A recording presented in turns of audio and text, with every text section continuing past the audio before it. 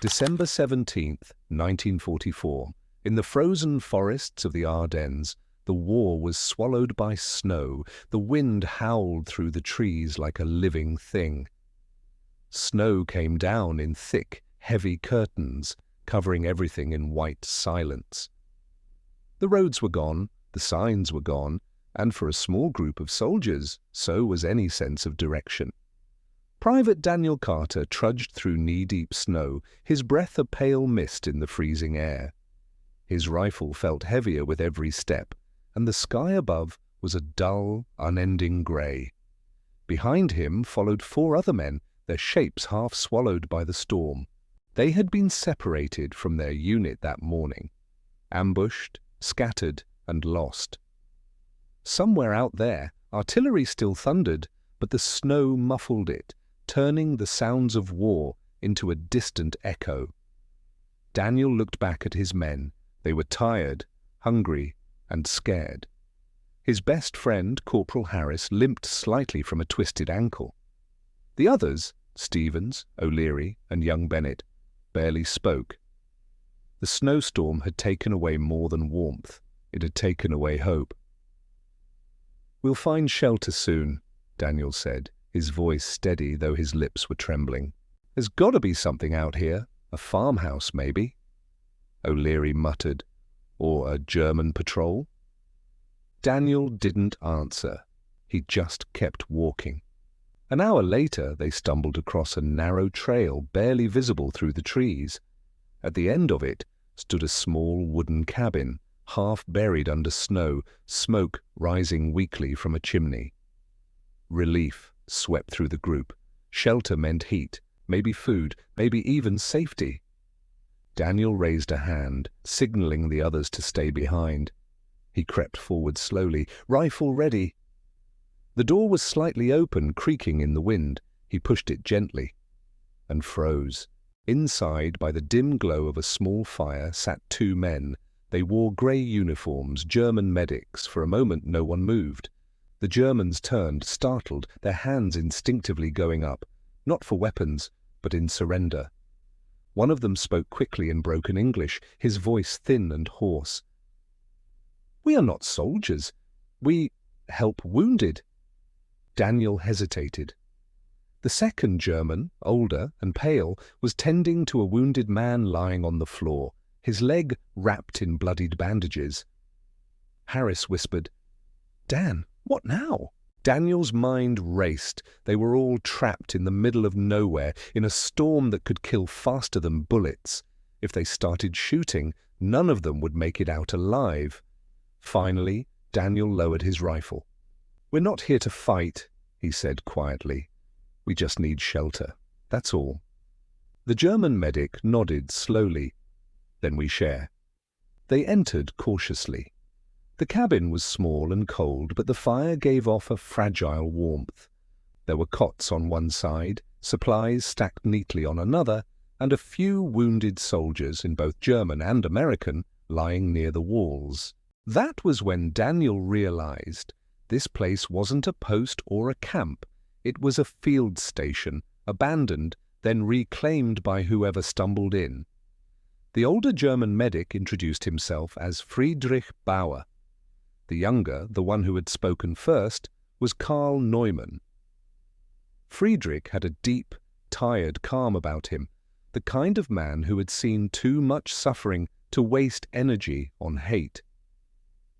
Daniel introduced his group, and together they began tending to the wounded. Words were scarce. Every sound, the crack of the fire, the howl of wind, the groans of pain, felt magnified in the silence. Hours passed. Night fell. Outside, the storm grew worse. Inside, Daniel worked side by side with Karl, dressing wounds and melting snow for water. Their movements were cautious, awkward, not from lack of skill, but from uncertainty. Finally, Daniel spoke. "How long have you been stuck here?" Karl shrugged. "Since yesterday. We lost our truck in the snow. We find this place by luck." "You've got wounded?" Karl nodded. "2 soldiers, both hurt in air raid. We tried to keep them alive." Daniel looked at him. really looked at him. He was young, not much older than Daniel himself, his hands steady but shaking slightly from exhaustion. "You're good at this," Daniel said quietly. Carl gave a faint, tired smile. "War makes good medics, bad soldiers."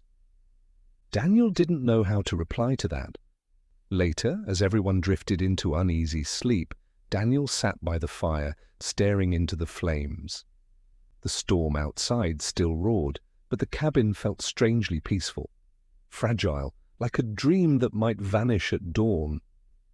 Friedrich, the older medic, sat across from him. His eyes were distant. "You are from America?" he asked softly. Daniel nodded. "I worked there once, before the war, in a hospital in Boston." Daniel blinked. "You're kidding?" Friedrich smiled faintly. "No, I learned my English there. Funny world, isn't it? Once, we helped the same patients. Now—" He gestured vaguely around the cabin. Daniel sighed. "Now we just try to keep each other alive." They sat in silence for a while. Outside, the snow kept falling, thick and endless. Inside, for one strange night, the war seemed far away. Near midnight, Carl suddenly stirred. "Listen," he said. Everyone froze. "Then we make sure they don't find us," he said. The patrol passed by slowly, their lanterns swinging in the dark. No one inside the cabin dared to breathe. The minutes stretched into eternity. Finally, the sounds faded into the distance. Carl exhaled. Friedrich crossed himself quietly. Daniel smiled weakly. Guess they had better places to be. Carl chuckled under his breath, a quiet, nervous laugh that carried a strange relief. By morning, the snow had buried the cabin almost to its roof. The war was still out there, loud, brutal, and merciless, but inside these wooden walls, something had shifted. The soldiers still wore different uniforms, they still spoke different languages. But when they looked at each other now, they saw not enemies, but people. Men with cold hands, tired hearts, and the same wish to live through one more night. In war, peace does not come from treaties or speeches. Sometimes it is born quietly, in the glow of a fire, in the hands of men who choose to heal instead of harm. On that night, in the Ardennes, a bridge of peace was built, not from steel or stone, but from kindness. December 18th, 1944, the storm raged outside, but inside the cabin, a fragile peace held its breath. Morning came slowly, grey and silent. The storm had buried the cabin under nearly a meter of snow. From the outside, it looked like nothing more than a lump of white in the frozen forest, hidden from planes, patrols, and perhaps even fate. Inside, the small fire crackled weakly. The air was thick with smoke and exhaustion. Private Daniel Carter woke first, his joints stiff and cold. His uniform was still damp, and his hands ached from frostbite. He looked around. Harris was asleep, his leg bandaged from a deep cut. Stevens was snoring quietly in the corner, his helmet resting over his eyes. The two wounded Germans lay near the wall, their breath shallow but steady. And between them sat Carl, the German medic, who hadn't slept at all. Daniel sat up. "You been up all night?" Carl looked up from his patient. His face was pale, eyes sunken. "Someone must watch them. Fever."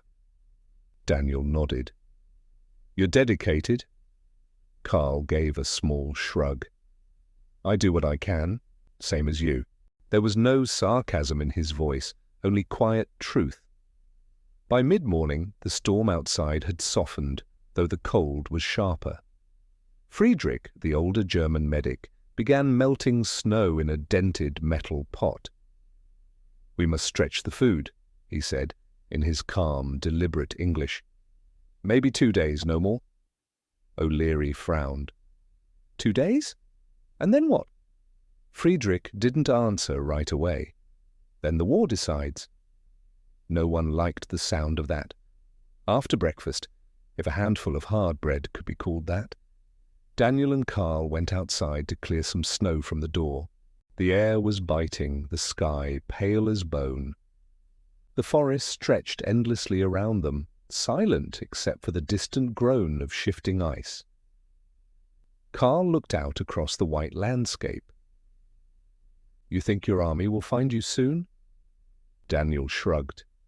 "If they're lucky. We got lost 2 days ago. Might as well be on the moon." Carl smiled faintly. "Then we are both lost." Daniel studied him for a moment. Beneath the grey uniform, Carl didn't look like an enemy. He looked like a man just trying to survive. "You ever think," Daniel said slowly, "that maybe we're fighting the wrong war?" Carl hesitated. "The war is wrong, but I fight because I must. My family, they are in Dresden. If I do not serve, they suffer." Daniel nodded. "Same for us, I guess. Only difference is the language." For a long time they stood there, two men on opposite sides of a battlefield that neither of them wanted. The cold wind whipped around them, but neither moved to go inside. For a moment the world felt strangely peaceful. Still, like a photograph, frozen in time. Inside the cabin, Friedrich was examining one of the wounded, a German boy no older than 19. His breathing was shallow, his face pale.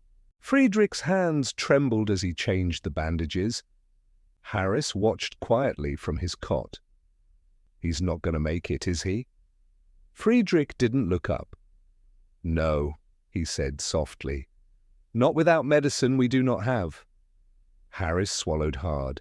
"You ever get tired of it? Watching people die?" Friedrich paused, then gave a weary smile. "I get tired of war, but not of people. Every man I save feels like one small victory." He wrung out a cloth, dipped it in melted snow, and wiped the boy's forehead gently.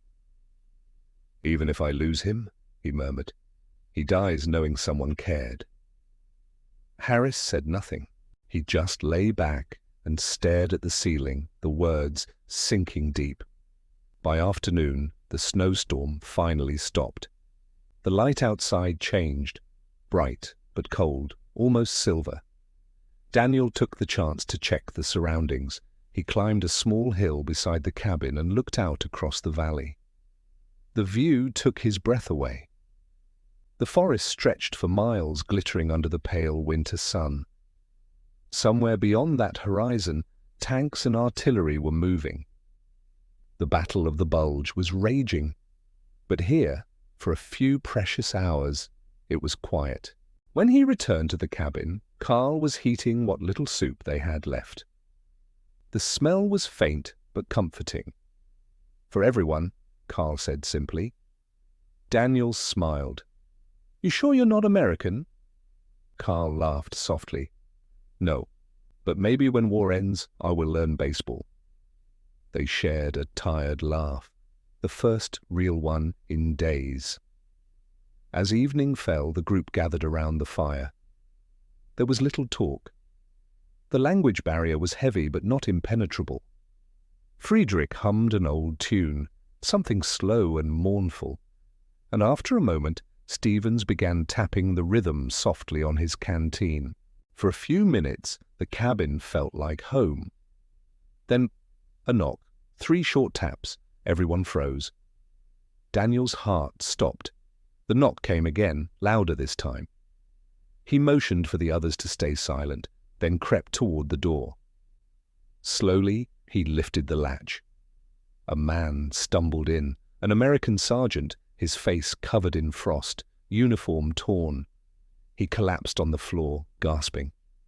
"Thank God," he wheezed. "Been walking all night. Thought I was done for." Daniel helped him up. "Easy, you're safe."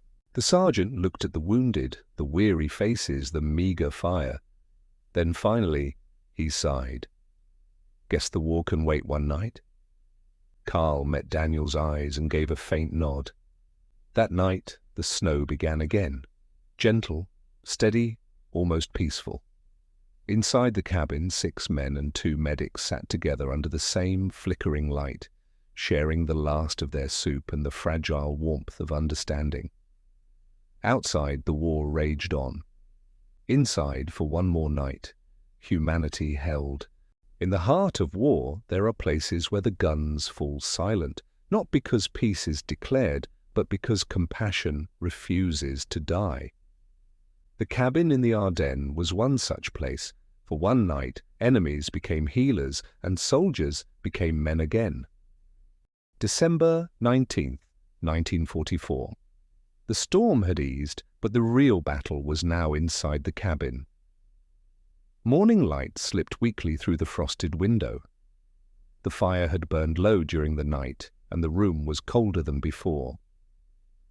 Daniel Carter woke to the sound of coughing, rough, deep, and painful. He turned to see one of the German wounded, the youngest, gasping for breath. Friedrich and Karl were already kneeling beside him.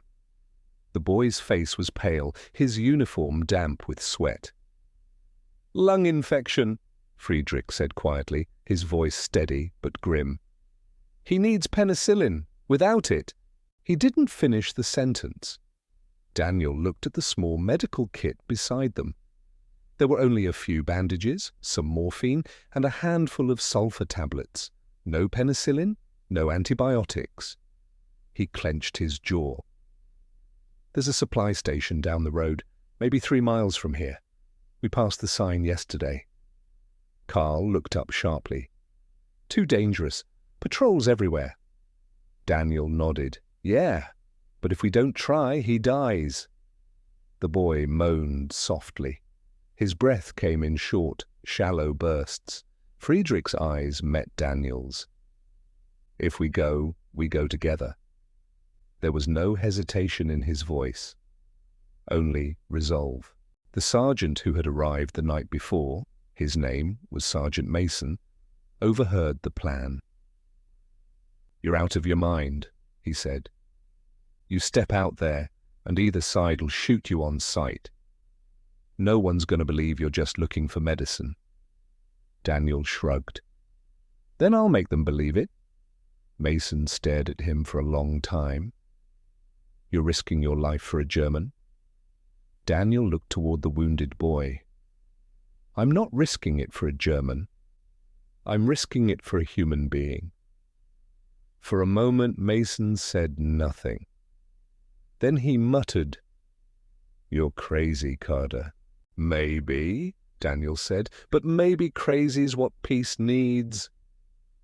The snow crunched under their boots as Daniel and Karl stepped out into the cold morning. The forest was eerily still, no gunfire, no shouting, only the whisper of wind through frozen branches. Karl carried a small satchel, Daniel his rifle. Neither spoke much. The silence between them wasn't uncomfortable anymore. It was something deeper. Shared purpose. As they trudged through the snow, Daniel glanced at Karl. "How old's that kid back there?" 18, Karl replied quietly. He lied about his age to join. Said he wanted to see the world. Daniel sighed. "Yeah, guess this wasn't what he had in mind." Karl gave a tired smile. "No one ever thinks war will be this cold." They walked on, following faint tracks half buried in snow. The air was sharp enough to bite skin. After about an hour, they reached the edge of a clearing. In the distance stood a small barn, its roof half collapsed, smoke curling from a nearby tent. An abandoned field post. Daniel crouched low. "That's it. Probably some supplies inside." Karl nodded, tightening his scarf. "We go quiet." The barn was deserted, or so it seemed. Inside, the smell of oil and medicine lingered. Wooden crates were stacked against the wall, marked with faded red crosses. Karl pried one open carefully. His eyes widened. "Penicillin." Daniel grinned. "Well, I'll be—" A voice cut through the silence. "Hände hoch!" They froze. From the shadows emerged 2 soldiers, German infantry, rifles raised. Their uniforms were worn, their faces hard with suspicion. Carl immediately stepped forward, hands up. "Don't shoot! We're medics! We help wounded!" The older soldier frowned. "You? American?" he asked, looking at Daniel. Daniel swallowed. "Yes, but not enemy. We're helping your wounded boy. He'll die without medicine." The soldiers looked at each other. The younger one shifted uneasily. "Orders say shoot on sight." The older one hesitated. "He helps our wounded?" Carl nodded quickly. "He saved them. Saved us. Please." For a tense moment, no one moved. Then finally, the older soldier lowered his weapon. "Take what you need, but go if others find you here." Daniel nodded. "Thank you." They gathered the medicine quickly, just enough for a few doses, and slipped back into the trees before luck could change its mind. By the time they reached the cabin, night was falling again. Everyone rushed to help when they saw the vials in Daniel's hands. Friedrich immediately began preparing the injection, working with a precision that came from both hope and fear. The young German boy's breathing was shallow, his pulse weak. Friedrich gave him the shot carefully, then sat back, watching. Minutes passed. Then, slowly, the boy's breathing began to ease. The color crept back into his cheeks. Carl let out a long, shaky breath. "He will live!" Daniel smiled faintly. "Guess we both made it worth it." Friedrich looked at him, eyes glistening. "You risked your life for someone you were told to hate. That is not war. That is peace." Daniel said nothing. He just stared into the fire, the warmth of it reaching deeper than before. Later that night, when most of the men were asleep, Carl sat by the door, staring out at the moonlit snow. Daniel joined him quietly. "You still think we're both lost?" he asked. Carl smiled weakly. "Maybe. But sometimes being lost brings you to the right place." Daniel chuckled softly. "Never thought I'd say this, but I'm glad we got snowed in." Carl nodded. "Me too."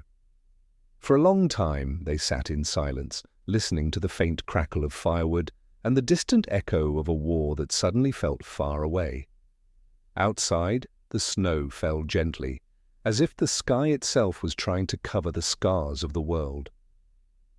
Narrator's closing line. On the third day, in that forgotten cabin, two medics crossed an invisible line, the one drawn not on maps, but in hearts. In saving one life, they began to heal something far greater, the belief that compassion can still exist between enemies. December 20th, 1944. The ceasefire was holding, but war was never far away. The storm had finally broken.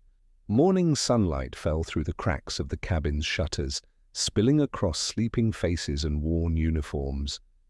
The snow outside glistened like glass, smooth and deadly quiet. For the first time in days, the forest was still. Daniel Carter stood by the door, his rifle slung loosely at his shoulder. He listened to the soft breathing behind him. Wounded men, both American and German, lying side by side. Their weapons lay forgotten in a corner. For 3 days, this little wooden cabin had been more than shelter. It had been a pause in history. But deep down, Daniel knew pauses never lasted long. He looked toward the horizon. The faint rumble of engines carried through the cold air. The war was moving closer again. Inside, Friedrich poured hot water into a dented kettle. "You hear that?" he asked quietly.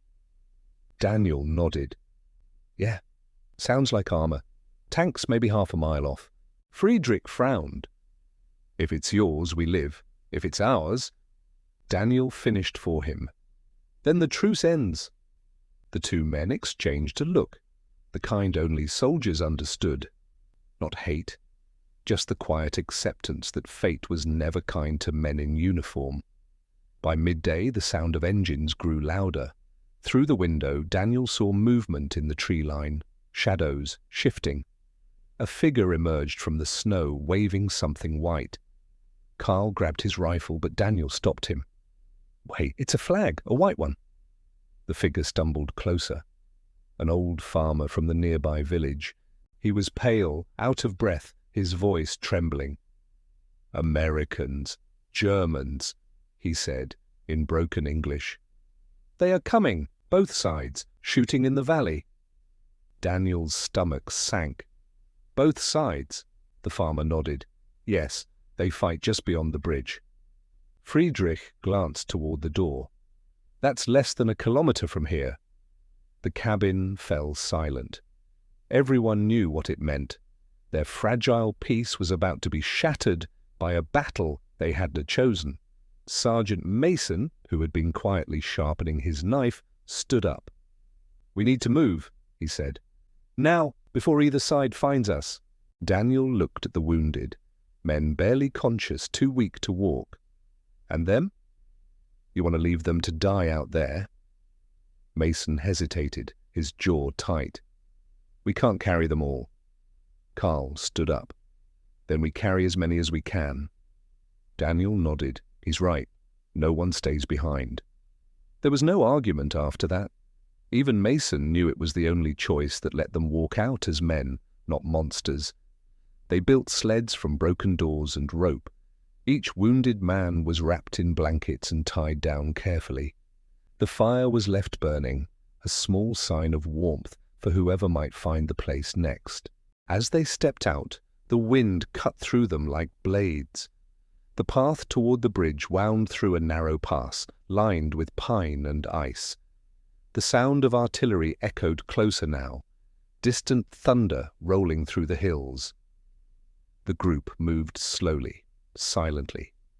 Daniel led in front, Friedrich beside him. Behind them, Carl and Mason dragged the sleds.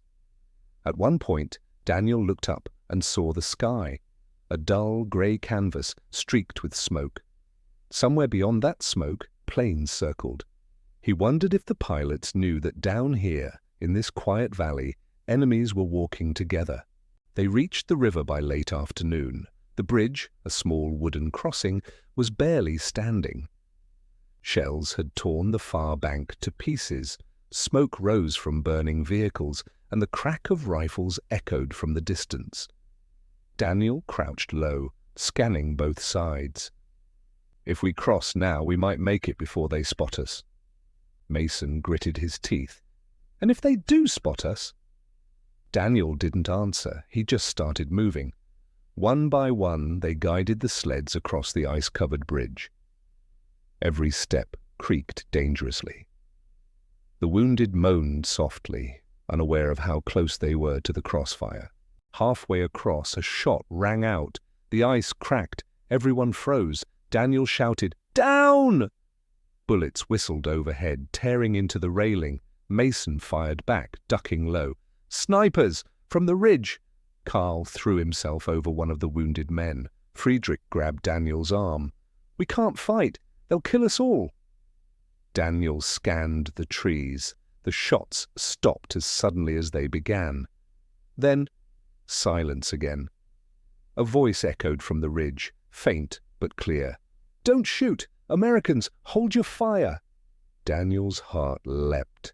He waved his arm. "We have wounded! Don't fire!" After a few tense seconds, the voice shouted again, "Come forward, but slow!" They reached the far bank carefully. American soldiers appeared from behind the rocks, weapons raised. One of them, a lieutenant, stepped forward. His eyes widened when he saw Friedrich and Carl. "Are those Germans?" he demanded. Daniel nodded. "Yes, but they're medics. They saved our lives." The lieutenant looked uncertain. "Orders say—" Daniel cut him off. "Orders don't mean much out here. These men treated your wounded too?" For a moment, the lieutenant said nothing. Then he sighed. "Get them inside the church ruins down the road. It's a field hospital now." Daniel nodded, relief washing over him. They'd made it. Inside the ruins, they laid the wounded down near a small fire. The air smelled of smoke and medicine. Friedrich helped the American medics without question, moving from bed to bed, as if sides no longer existed. Later, as Daniel stepped outside for air, Carl joined him. "Do you think they'll let us stay?" Carl asked quietly. Daniel smiled faintly. "For tonight, maybe." "That's enough." They stood there together, watching snowflakes drift through the ruins of a church that once rang with bells. And for the first time since the war began, the only sound that filled the air was silence. Not gunfire, not shouting, just silence. Narrator's closing line.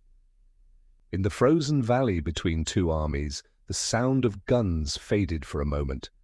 Not because peace was declared, but because a handful of men decided that saving a life mattered more than taking one. December 21st, 1944. The war was still raging, but in one small valley peace had already begun. Snow fell in slow, silent flakes that morning, soft, endless, and pure. The ruined church stood like a ghost in the white valley, its broken windows glittering with frost. Inside, men who were once enemies now shared blankets, food, and whispered words of comfort. The war outside still thundered, but here, in this forgotten pocket of the Ardennes, the world had paused. For Daniel Carter, it felt almost unreal, like waking from a nightmare and not yet trusting the dream. He sat near the altar, checking bandages on an injured American private. Across the room, Friedrich tended to one of the German medics. The two men exchanged a nod, a quiet understanding forged through sleepless nights and shared blood. Outside, the sky brightened. A new day had begun, though it carried no promises. Around noon, Sergeant Mason returned from speaking with the American lieutenant. His face was tight, unreadable. "What's the news?" Daniel asked. Mason exhaled. "Front lines are shifting again. Command's pushing through the valley at dawn. They want this area cleared by then." Daniel frowned. "Cleared? There are wounded here, ours and theirs." Mason nodded. "I told them. They said medics will pick up the Americans. The rest—" He didn't finish. Carl looked up from his work. "You mean they will leave us?" No one answered. The silence said enough. Daniel clenched his fists. "No, not after everything. We saved lives. They don't get to decide who's worth saving." Friedrich looked at him, eyes weary, but calm. "Sometimes the hardest peace to fight for is the one that no one else sees." That night, Daniel couldn't sleep. He stepped outside, the cold biting into his skin. The sky was clear. Stars spread like sparks across the black. Down the valley, the bridge they had crossed yesterday shimmered faintly under the moonlight. It stood battered but unbroken, a fragile thing that had somehow survived both storm and shellfire. He walked toward it slowly, crunching through the snow. Halfway across, he stopped. From the other end, a shadow moved. Carl. "You couldn't sleep either?" Daniel asked softly. Carl smiled faintly. "Too quiet. Makes me nervous." They both leaned on the railing, looking down at the frozen river. For a long while, neither spoke. Then Daniel said, "You think any of this will matter when the war's over? You and me helping each other?" Carl shrugged. "Maybe not to generals, but to the boy we saved, to the lives we didn't let die, it matters enough." Daniel nodded slowly. "You know, back home, my brother used to say bridges don't last unless someone keeps walking across them." Carl chuckled quietly. "Then maybe we built one here, just not the kind made of wood." A sudden sound broke the stillness. Engines. Both men turned. Headlights glowed faintly through the trees. Trucks. Soldiers. The dawn advance was coming sooner than expected. Daniel's heart raced. "We need to get back!" They sprinted to the church, snow flying beneath their boots. Inside, Mason and Friedrich were already preparing the wounded. "It's the Americans," Mason said quickly. "They're here to move the injured." Outside, soldiers fanned out, checking ruins, shouting orders. One of them spotted Carl and raised his weapon. "Wait!" Daniel shouted, stepping in front. "He's with me! He's a medic!" The officer frowned. "Orders are to detain all enemy personnel." Daniel's jaw tightened. "He's not the enemy. He's the reason half of these men are still breathing." The officer hesitated, looking at Friedrich, Karl, and the wounded soldiers behind them, American and German alike. Then, slowly, he lowered his weapon. "We'll take them to HQ. Let command decide." It wasn't freedom, but it was survival. And in times like these, that was enough. As the convoy prepared to move, Daniel walked beside Karl toward the trucks. The morning light spilled over the snow, painting everything gold and blue. "You think we'll see each other again?" Daniel asked quietly. Karl smiled sadly. "In another life, maybe. One without uniforms." Daniel extended his hand. Karl hesitated for a moment, then gripped it firmly. It wasn't the handshake of enemies or even allies. It was something deeper. A promise that peace could live between two men, even if nations couldn't yet find it. As Karl climbed into the truck, Friedrich turned to Daniel. "You will make a good doctor someday." Daniel laughed softly. "Guess I already had the best teacher." The trucks rumbled to life, rolling down the snowy road. Daniel watched until they disappeared into the fog, the sound of engines fading into silence. Later that day, Daniel stood alone on the bridge. The wind had picked up again, carrying the faint echo of distant gunfire. The war's endless heartbeat. He looked down at the river below, the ice cracked in jagged lines. Then he looked toward the horizon, where smoke rose faintly against the dawn. He thought of Karl, of Friedrich, of the boy who had lived. He thought of the bridge, not as wood or stone, but as a memory, a symbol of what could be built even in the middle of ruin. And then softly, he whispered into the wind, "Maybe peace isn't made at tables or treaties.